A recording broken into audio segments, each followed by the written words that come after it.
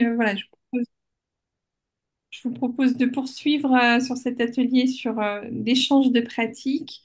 Alors, peut-être pour démarrer, on a vu dans les échanges qu'il y a eu tout à l'heure qu'effectivement, ce qui est important pour la restauration collective, c'est d'abord pour acheter des produits bio, c'est le sourcing.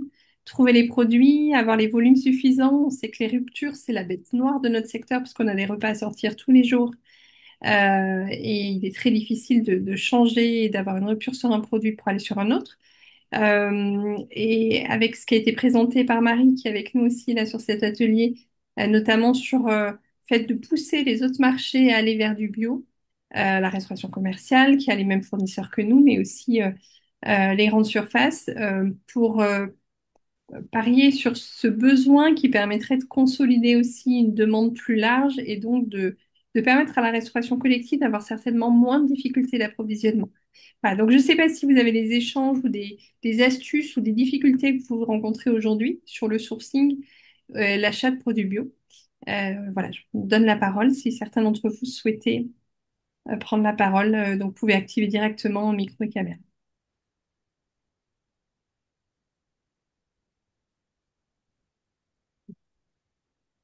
Le plus dur, c'est le premier qui va parler, mais est-ce que peut-être qu'au Crous, les ruptures, c'est des choses que vous vivez encore de temps en temps ou vous avez réussi Ouais. complètement à éviter ça?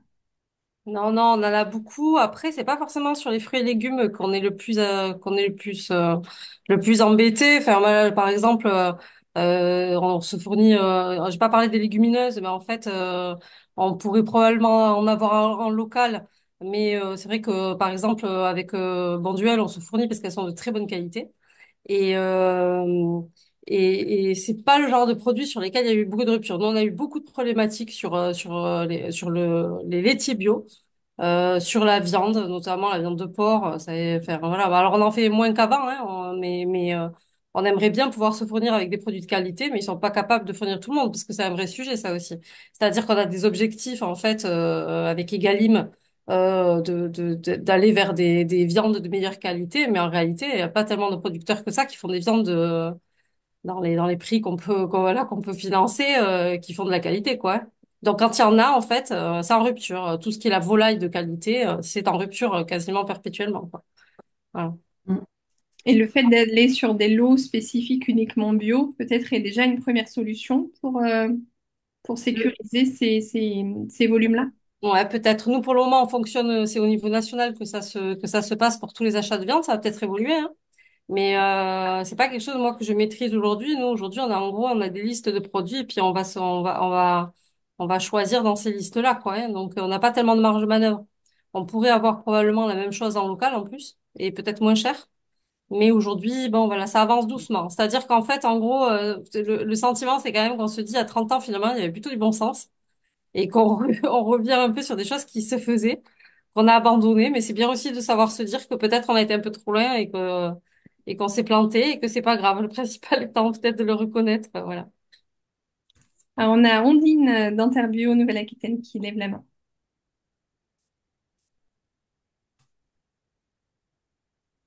Désolée, de mon côté, j'ai pas non plus la caméra, Pas de souci. mais je vous entends bien. Juste, bah, je voulais poursuivre d'abord, bravo hein, pour l'engagement du Crous. Sur la partie fournisseur et sourcing, bon, nous déjà, en Nouvelle-Aquitaine, et comme les autres interprofessions dans les autres régions, on est auprès des collectivités et des établissements pour les aider dans ce sourcing sur les produits bio régionaux. Ça, c'est une première chose. Mais je voulais aussi parler d'un réseau qui est le réseau Manger Bio. On parlait tout à l'heure de rupture. Bon, l'avantage de ce réseau Manger Bio, donc ce sont des plateformes de produits 100% bio. En Nouvelle-Aquitaine, on en a quatre, plus ensuite justement dans les Pyrénées-Atlantiques d'autres plateformes qui sont mixtes mais qui contiennent des produits bio. Et l'avantage de ces plateformes, c'est elles s'appuient sur des producteurs avec des prix rémunérateurs, mais qu'elles ont assez d'offres pour éviter justement les ruptures. Alors, ça peut arriver sur certains cas, mais globalement, l'idée, c'est qu'il y ait, voilà, si on prend juste l'exemple des fruits et légumes ou même des produits laitiers, elles vont chercher d'abord le producteur qui est le plus proche du client Et ensuite, au fur et à mesure, elles vont chercher un peu plus loin. Si le plan A n'est pas possible, elles vont aller au plan B, puis au plan C, etc. Donc vraiment, ces plateformes qui existent quasiment dans toute la France sont vraiment à privilégier, en tout cas pour les produits bio. Et on a aussi d'autres plateformes qui existent, qui sont mixtes. Je prends l'exemple de Resalis dans les Deux-Sèvres, qui fournit des produits bio, mais aussi des produits locaux conventionnels et des produits locaux de qualité. Et voilà, c'est un petit peu le même type de fonctionnement et de la même façon, elle fonctionne avec plusieurs producteurs. Donc voilà, c'est vraiment à la fois des plateformes qui permettent de s'approvisionner en gré à gré, mais qui peuvent répondre à des marchés publics. Euh, voilà, donc c'est selon moi un outil vraiment sur lequel on peut s'appuyer les yeux fermés. Et c'est sur des produits, c'est des produits qui sont bruts, enfin bruts, je veux dire de type ou des produits transformés, juste Alors, par curiosité. c'est assez large au niveau des filières. D'accord. On est sur du produit brut et frais, oui, en général. Bon, après, un yaourt, c'est quand même un produit Oui, non, oui, transformé, si pardon. on va par là. Mais oui, oui, ça va être du fruit et légumes, de la viande, des produits Mm. laitiers, des légumineuses. Après, j'ai pas forcément en tête toute la gamme, mais on est quand même plutôt sur du brut, oui. Après, il y a en dehors de, donc il y a le sourcing des fournisseurs, mais il y a aussi parfois des bonnes pratiques d'achat à avoir et des anciens réflexes à changer, surtout pour que nos demandes sur les produits bio correspondent à l'offre. Alors, on aura certainement peut-être des exemples. Moi, j'en ai que l'on a aujourd'hui. On accompagne en ce moment les EHPAD à l'introduction du bio avec le dossier Plus de bio dans l'assiette de nos aînés. Alors, c'est des EHPAD dont les achats sont faits par des groupements hospitaliers de territoire, donc des volumes d'achats assez importants. Et on s'est rendu compte en accompagnant ces établissements que parfois, il suffit de changer le calibre d'un produit qui est demandé pour arriver à avoir de l'offre en bio ou de l'offre moins chère que ce qu'on pouvait demander parce qu'on avait, bah, quand on est sur des grosses structures avec énormément de produits référencés, on n'a effectivement pas forcément le temps de travailler toutes les références. Et on peut se retrouver à demander en bio un produit qui est pendant du conventionnel, mais pour lequel on n'a pas adapté le grammage au bon produit. Donc là aussi, c'est des pratiques à avoir.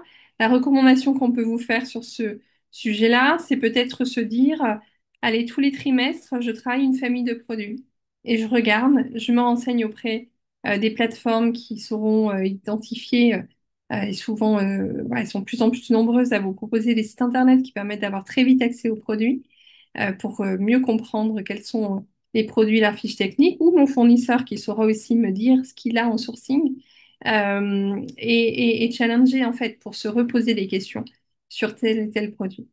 Je ne sais pas si au Crous, vous avez comme ça des exemples de changements d'habitude d'achat qui vous ont sauvé la vie pour l'achat de produits bio. Oui, en fait, sans forcément demander des légumes moches, on a tout à fait accepté d'avoir des pommes, par exemple, qui étaient plus petites. Mais par contre, elles étaient tellement exceptionnelles au niveau du goût que les étudiants, au début, ils ont dit, ouais, elles sont petites, mais ils les prennent comme des bonbons, en fait. On n'a jamais vendu autant de pommes que depuis qu'on a ces pommes-là. Mais vraiment, elles sont excellentes. C'est-à-dire qu'il y avait plein d'étudiants. Alors, certains ont eu la chance d'être dans des collèges qui travaillaient super bien ou dans des lycées qui travaillaient bien, mais la plupart, en fait, ils n'avaient jamais mangé une bonne pomme. Les pommes jaunes de la cantine, en fait, ça n'a rien à voir, quoi. Et ça, c'est super. Et c'est vrai qu'elles sont plus petites, elles ont des petites taches marron en fait dessus, mais c'est pas grave. Voilà. Et après, par exemple, sur les salades aussi, en fait, il y a des choses où il faut accepter qu'il y a un peu plus de travail en légumerie parce que les salades sont moins grosses selon la période de l'année. Les courgettes, oui, elles ont pas toujours des formes. Alors le fait par exemple, les carottes, au début, ça a été un sujet parce que quand les légumiers ils sont venus me voir en me disant, mais on perd trop de temps en épluchant les carottes. Et je leur dis, mais pourquoi vous... En fait, pour moi, c'était évident. Pourquoi vous les épluchez? Mais du coup, on a juste validé, par exemple, un protocole de nettoyage pour qu'on soit bien carré. On a acheté de nouvelles brosses pour nettoyer les carottes. Et c'était des petits détails. Mais finalement, ça ne les avait pas traversés qu'en fait, on pouvait utiliser... Mais c'est vrai que c'est une tannée de se dire qu'on va éplucher des carottes et qui ont trois, qui ont trois pointes, quoi. Voilà. C'est une autre façon de travailler, effectivement. Et puis après, c'est aussi l'approche, voilà, c'est l'accompagnement.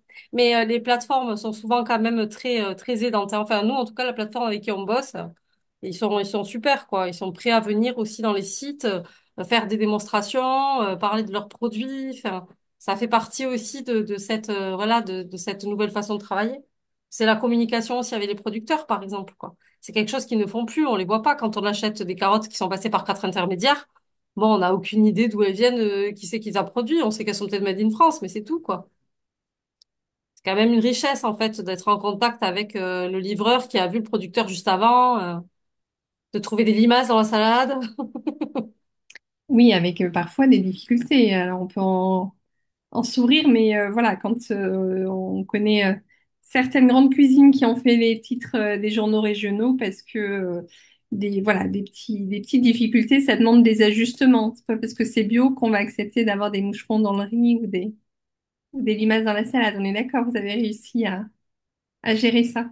Oui, oui, mais en fait, il faut voir tout le temps qu'on économise. En fait, il y a aussi toute une logique. Par exemple, le service d'approvisionnement aujourd'hui, bah, il a plus les cartons à plier comme il avait avant. Ça, il perdait un temps fou. Les poubelles à amener, on a réduit nos poubelles, on a réduit des coûts aussi à ce niveau-là. J'en ai pas parlé, mais c'est quand même très important. La réduction des coûts, de l'enlèvement des poubelles et des déchets recyclables, c'est quand même énorme en fait, hein, quand on réduit ces déchets aussi, hein. Et derrière, ça donne un peu plus de sens aussi au travail parce qu'en fait, ils préfèrent passer un peu plus de temps à travailler le produit que finalement à dégager des emballages, quoi. Hmm. Ça compte énormément, en fait. C'est le sens, en fait, aussi que ça donne au travail parce que c'est quelque chose qu'il faut pas négliger sur l'impact en absentéisme, par exemple, dans les équipes. C'est hyper important, ça. On a moins d'absentéisme, en fait, aussi, quand on travaille des produits plus sympas. Et qu'on parle avec des gens qui viennent de l'extérieur, qui viennent nous expliquer ce qu'ils font, quoi. C'est les coûts cachés, effectivement, qu'on évalue souvent peu, mais Exactement, exactement. qui sont Ouais. importants. Je Et sais pas. dans notre cahier, pardon, je rebondis juste sur la consultation, en fait. Ça faisait partie des choses dans les calibres. On a été beaucoup plus large dans les calibres.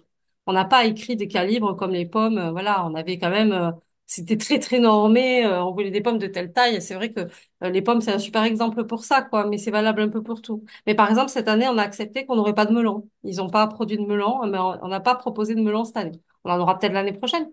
Mais là, voilà, cette année, on n'a pas eu. Donc, c'est aussi s'adapter à ce qui est produit pour Oui, faire ces menus. oui, C'est effectivement une contrainte après administrative de notre côté pour tout remettre à jour, où oui. beaucoup d'établissements, alors on l'astuce aujourd'hui de mettre fruits de saison et de ne plus préciser le fruit dans le menu pour pas avoir cette difficulté de Ouais. remettre à jour, mais par contre fruits de saison bio, et comme ça votre logo bio est bon en cas de Mm. contrôle, parce qu'il faut se rappeler que voilà, on est quand même contrôlé dans la restauration collective sur l'affichage des logos dans les établissements et effectivement, on se doit d'avoir une information correcte au consommateur. Et Ouais, l'astuce peut être bah, de ne pas préciser le fruit, mais de mettre fruit de saison bio. Et comme ça, votre menu est toujours d'actualité. ouais, J'avais une petite question, mais qui est. Alors, Oui, moi, j'accompagne un petit. Enfin, je suis référente mon resto responsable en Provence. Et du coup, je suis beaucoup moins experte que vous.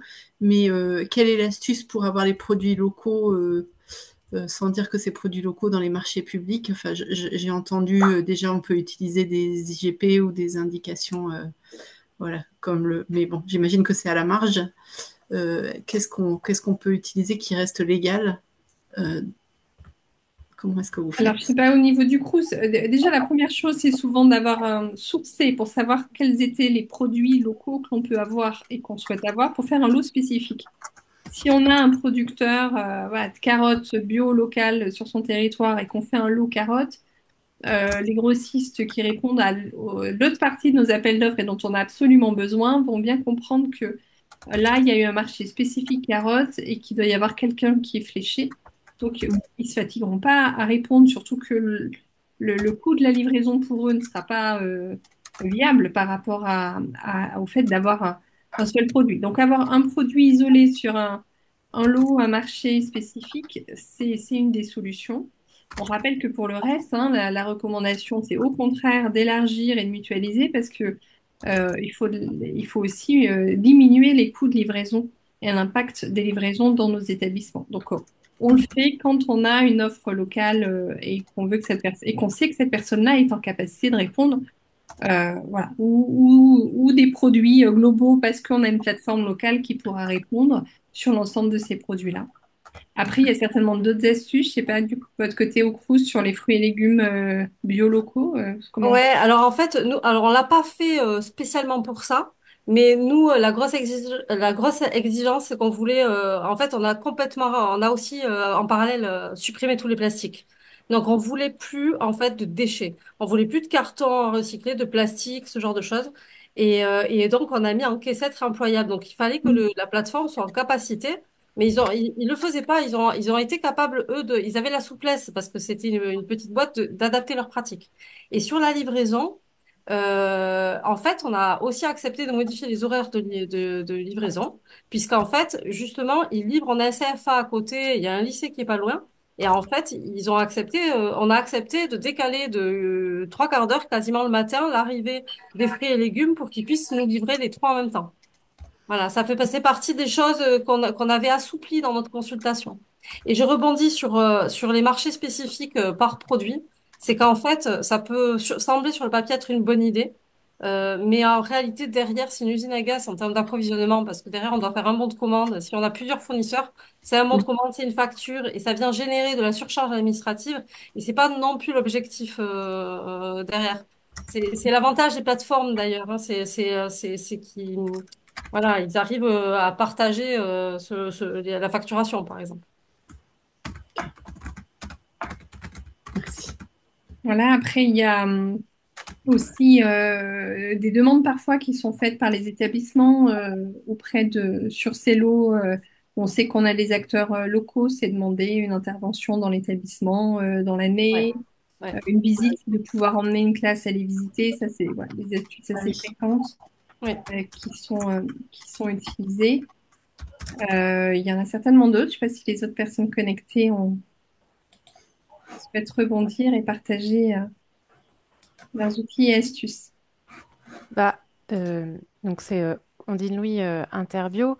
Alors, effectivement, vous apportez un peu de nuance sur les lots, comment dire, par famille de produits.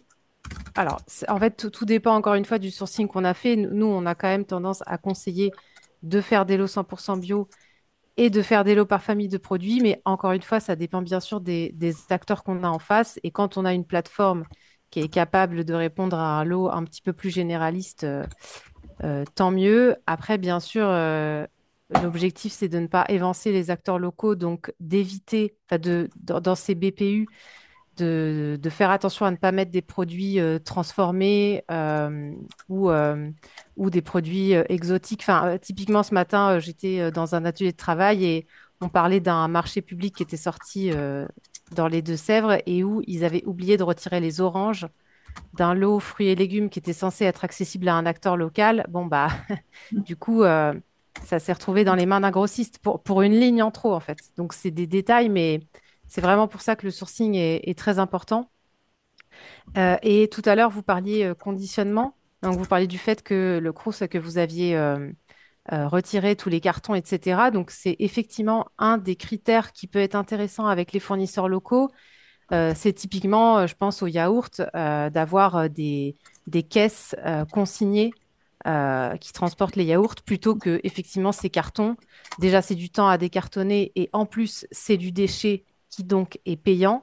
Et typiquement, ça peut faire partie d'exigences ou de critères qui sont proposés dans les marchés et qui font en sorte de, comment dire, que ce soit de valoriser, de prioriser entre guillemets vos acteurs locaux, évidemment, s'ils le font. C'est pour ça que quand vous faites le sourcing, c'est vraiment important de discuter avec les acteurs locaux de leur gamme de produits, mais aussi de tout ce qu'ils mettent en place.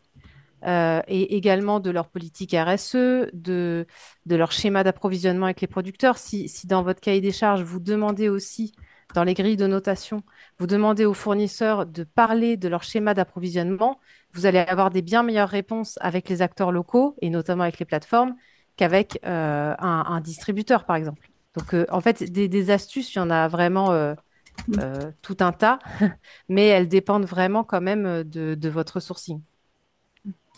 En tout cas, pour ce qui est des plateformes, je sais qu'elles ont des documents de préconisation qu'elles adressent à leurs acheteurs.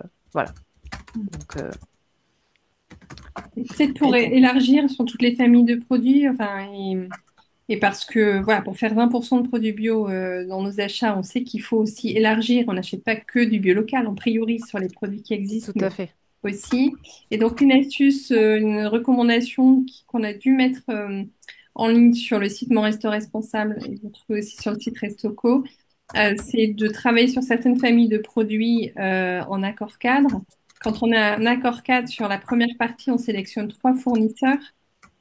Ces fournisseurs-là sont voilà, sélectionnés sur des critères globaux. Et ensuite, on les remet en concurrence à chaque fois qu'émerge le besoin avec un marché subséquent. Et sur ces marchés subséquents, il est tout à fait facile d'interroger les fournisseurs en précisant le produit et en leur demandant de remplir l'origine, la variété et l'origine de production. Et donc à ce moment-là, vous êtes libre de choisir parmi les 3 qui vous ont répondu celui qui répond mieux en fonction du produit et de son origine. C'est absolument autorisé. C'est les recommandations Interfel Restocco, la spécifique aux fruits et légumes, mais qui peuvent être utilisées pour d'autres produits. Donc aujourd'hui, on peut faire du local avec le code des marchés publics. Ça demande effectivement un peu de travail, mais je crois qu'il y a beaucoup de recommandations et d'acheteurs qui le font aujourd'hui pour pouvoir s'aider les uns les autres. Après, peut-être compléter et sur ces derniers temps d'échange par rapport à la formation, puisque ça a été évoqué comme un levier important aussi, former les équipes.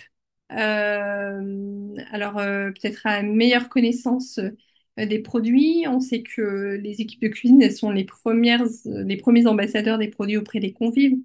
Alors, on l'a vu là dans votre exemple sur le self. On le connaît aussi en restauration scolaire. Si le personnel qui est dans les restaurants satellites au moment du service des enfants n'a pas conscience de la valeur du produit et de la façon de le présenter, on peut faire dégringoler tout le travail que vous avez fait en cuisine simplement par une mauvaise remarque au moment du service. Mais c'est pareil à l'hôpital. Si j'amène dans une chambre un plateau sans attention et sans expliquer, sans dire que le produit qui a été mis dans l'assiette est bio, il sera peu valorisé et du coup moins bien consommé. Donc voilà, est-ce que là-dessus, vous avez des questions, des retours d'expérience sur la formation, notamment des agents au moment du service du repas?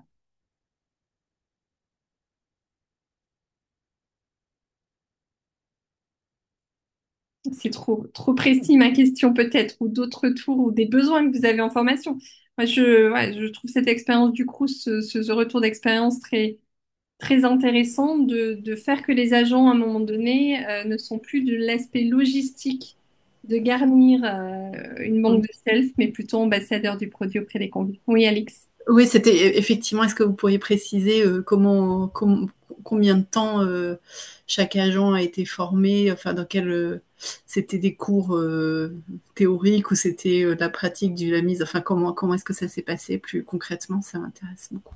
En fait, la première personne que l'on a vraiment formée, c'était la chef des cuisines. Alors, on a la chance d'avoir une chef des cuisines qui est très impliquée, qui a, en plus, qui a un parcours démarche qualité, donc qui est très attentive aux actions, à mettre en place des actions correctives quand on fait remonter une problématique ou quand les usagers se plaignent, elle réagit toujours. Donc ça, c'était déjà une valeur ajoutée hein, pour nous. Hein. Mais au niveau de la formation, donc elle a été formée. On a formé les 2 seconds avec une diète qui a passé beaucoup de temps avec nous pour reprendre ben, justement la cuisine végétale, des équilibres en fait d'une assiette végétarienne parce qu'en fait, moi ça fait 7 ans que je suis sur le poste. Quand je suis arrivée, j'ai un peu halluciné de voir qu'en fait une assiette végétarienne, c'est une assiette dans laquelle on enlevait de la viande et puis on mettait un peu plus de verre quoi. Bon, c'était pas équilibré, quoi. Il faut quand même comprendre aussi ce qu'on fait. Et ils ont été hyper intéressés pour apprendre à calculer eux-mêmes, en fait, une équilibre d'une assiette. Donc ça a été un peu la base parce qu'on a parlé cuisine. Et ensuite, au-delà de ça, on a parlé communication. Parce que, en fait, l'énorme boulot, c'est apprendre à communiquer avec l'usager. Alors, c'est vrai que la première réponse, c'est oui, mais quand on sert et qu'on fait 1000 couverts, on a le nez dans le guidon, on remplit les assiettes, oui, mais pas que. En fait, on peut quand même toujours parler avec l'étudiant, ça se fait. Et si c'est pas le cuisinier, c'est la caissière. Si c'est pas la caissière, c'est celui qui fait le réassort des verres. Enfin, il y a toujours quelqu'un, en fait, qui trouve à un moment donné pendant le service le temps de discuter avec l'étudiant. Et ça a été le premier truc. Après, les recommandations où on avait des très gros glissements de quantité, moi, quand je suis arrivée, ça a pris beaucoup de temps parce qu'en fait, ils avaient le sentiment de bien travailler quand ils avaient rempli l'assiette. Mm. Sauf que quand on retrouve de la bouffe à la poubelle, ce qu'ils ont fini par comprendre, c'est que c'est du travail qu'ils ont réalisé pour rien. C'est-à-dire qu'il y a eu des énergies qui sont parties en fumée parce que cette nourriture qu'on a transformée à la fin, qui est jetée, parce qu'on parle toujours du plateau de l'étudiant, mais en réalité, les quantités que l'on jette, c'est souvent quand on a un self, par exemple, c'est ce qui n'a pas été servi, qui a été sorti mais non servi. Et ça, c'est pas concret parce que les étudiants ne le voient pas. Les cuisiniers, eux, ça va les choquer de jeter, mais ils passent assez vite à autre chose. Et en fait, quand on calcule le temps qui a été passé pour rien, c'est leur temps de travail, c'est leur énergie. Ils pourraient avoir plus de temps pour cuisiner si, en fait, on jette pas. Tout ça, ça finit par par raisonner en fait, hein, parce qu'ils aiment leur travail, ils aiment aussi pas travailler pour rien. Mm. Donc, la formation, en fait, elle est extrêmement large et elle est spécifique à la lutte contre le gaspillage. Bien plus finalement, parce que le produit bio, le produit de qualité qui arrive, c'est un moyen finalement de faire de la qualité. Mais Mm. le véritable sujet, c'est, enfin pour moi, hein, si on veut y arriver, c'est pas, il suffit pas d'augmenter le coût d'engrais parce que si à la base on n'a pas travaillé le gaspillage alimentaire, ça reste de l'argent des usagers en premier lieu, puis probablement public en collectivité, hein, part en fumée finalement et qui est travaillé pour rien. C'est beaucoup de choses en fait qui sont gaspillées. C'est pas que de la bouffe qui est dans une poubelle. Mm. Alors, si je peux me permettre, on est pour le département 77, on travaille, comme je vous ai mis en commentaire sur le chat, on travaille avec une plateforme Aproval. On est avec des approvisionneurs, en fait. Ça veut dire que nous, on fait plus du tout de commandes. On met juste des effectifs. On a toujours la main mise sur les commandes, mais c'est les approvisionneurs, en fait, qui vont chercher les marchés et en fait qui s'occupe vraiment de travailler sur le grammage, sur le gaspillage alimentaire, qui nous laisse énormément de temps sur la cuisine. Voilà, on mange avec le visuel, le goût, les cinq sens. On sent, le visuel, c'est super important. Évidemment, le goût, quand on a réalisé quelque chose qui nous paraît correct, je pense qu'il est important aussi de faire goûter aux collègues toujours ce qu'on fait parce que plusieurs avis nous amènent vers la perfection, entre guillemets, surtout dans la restauration collective. Après, concernant tout ce qui est les volumes, pour vous donner quelques chiffres, sur un 350 couverts jour, les chiffres, je les ai devant, on est sur 123 000 euros de dépenses. Sur Egalim, on est à pratiquement 50 000 euros de dépenses, soit 40% sur la loi Egalim. Sur le bio, sur les objectifs à atteindre de 20%, donc sur le restaurant de Dame Marie Lélis, on n'est qu'à 15%, mais on est sur du local et on n'a pas d'objectif, on est à 17% sur le volume d'achat. Donc, en fait, les plateformes et nos approvisionneurs font tout le travail d'un chef de cuisine ou un chef gérant, fait tout le travail en amont. Et nous, ensuite, on a vraiment à avoir cette partie de qualité. Donc ça, c'est pour la petite astuce. Maintenant, sur Aproval, sur les départements, je pense que ça va s'étendre, puisque Aproval, c'est un petit bébé du département 91 qui s'est étendu sur le 77. Et je pense que ça va s'étendre dans le futur pour les autres départements et ça va vous soulager en termes de qualité, en termes de coût. Sur les grammages, c'est encore quelque chose qui doit être perfectionné, mais c'est en train de se faire. Et après, sur les circuits courts, donc vraiment les approvisionneurs font le job sur le circuit court. Sur le Egalim, ils font le job aussi. Et on travaille, alors je ne sais pas si tout le monde travaille avec une plateforme qui s'appelle WebGRS, qui est notre plateforme qui gère vraiment tout. On est sur tablette, tout ce qui est PMS, les grammages, les sorties, tout est fait sur tablette.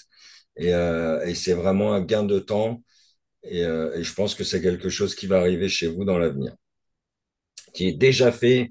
Là, je vous parle pour la fonction publique, mais dans le privé, moi je viens du privé, et dans le privé, on est bien, bien, bien, bien en avance par rapport au public.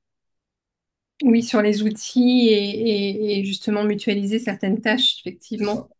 ça.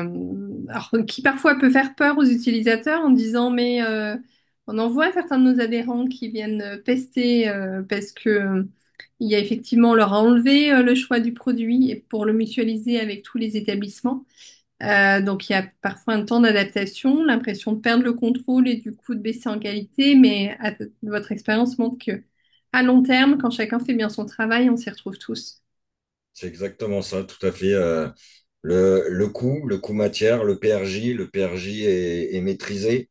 Au niveau des livraisons, on a juste nous à s'occuper des anomalies et à faire les bons retours.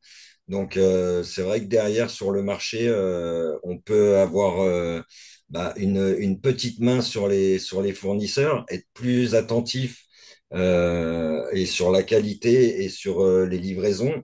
Ça nous dégage un temps assez conséquent.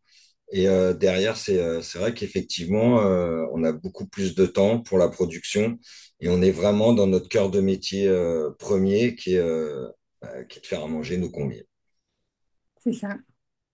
Super. Et puis je pense qu'au niveau des fournisseurs, ça doit aussi les soulager parce que voilà, la désorganisation parfois dans les commandes côté cuisine ou dans tout l'administratif de nos marchés est aussi une complexité pour l'ensemble des fournisseurs amont.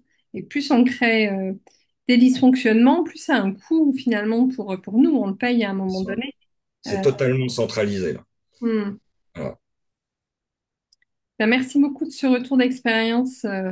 Voilà, chacun trouve le bonheur de travailler quand la chaîne et que les rouages sont bien huilés. Est-ce qu'il y a une autre question de notre témoignage?